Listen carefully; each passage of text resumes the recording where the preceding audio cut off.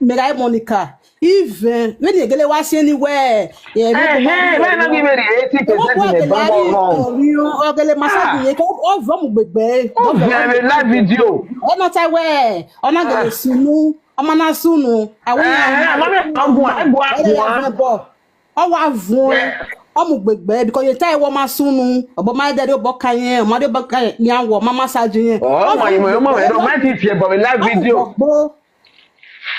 Ọbọ side gbin na ihe ku o mama live eh be sweetheart ni aje na let me ti wa no ta we dey na gele sunu wo Bobby Monica for me ya we jesse ti dey na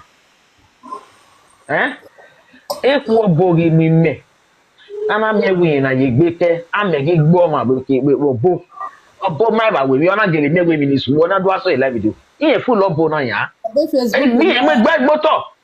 because of body of your can no soon will that way Monica will be your can if not 15 years later now. But if you need it, once you're gonna born when Monica, you do a gojina. But if for example, I expect I cannot that be any if you that be and I when Monica is lo fi do bala we are taking on we no dey re ba me igbe mo ka gbe da ba eni ye me boy agbari ye. Yes, mommy, two people make it wrong. Yes. I see George, when he complete prayer before. Why you know where is he? My friend the program now. Okay. My young way, my guy, ye for take bay. It won't work. You got no Monica. Monica Gilly, I ring my teeth. When me say, I see my love. Yes. When I tell you, I don't me go when I race down for my yata. My headway as in it bar away from the bonota, Emma, but even no, who set it you might understand. Very manager nana. My set here see go for instance or no see cigar. We are 1 million or see cigar igbo. That one my beg will when I saw where who was my mogum with some good bed. I do understand. So no beg where who was igboni wo wani. Almost to the hotel at where we see now. You understand? So in Bona or not time, when me came in Mama River, over no snow between you know. I tell you maybe Ben Majena, I had where I shower, you understand? When I shower, where you at your shower, you understand? My narrow water, boys or do have me, no bony or no high, as in. No making eyes on or boo. So then again, where I am with best on a day. Or making it taking aguayo. So we no gain tamima. Not that he's just interested to anybody. So I don't your body yak no worry. One more bow or boca no. So the bomber with top boss now, I do yak your bono to ogi.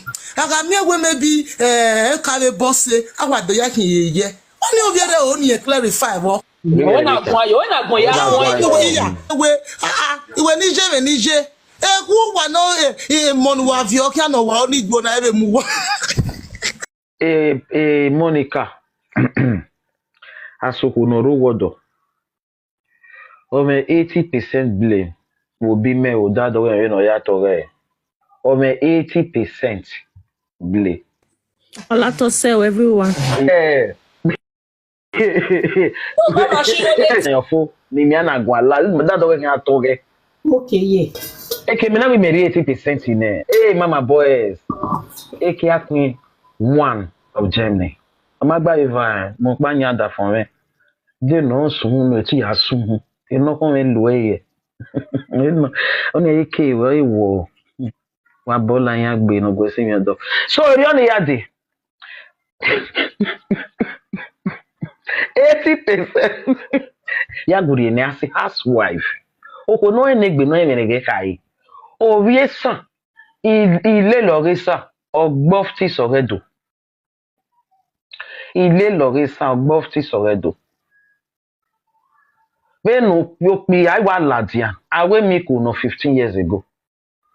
Okya I repeat it. Ukbe Monica no yo carry pen boladian.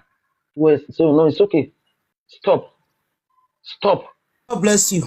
Ukboge no yo carry pen bo. Aso wodo. Ukpori egi jena.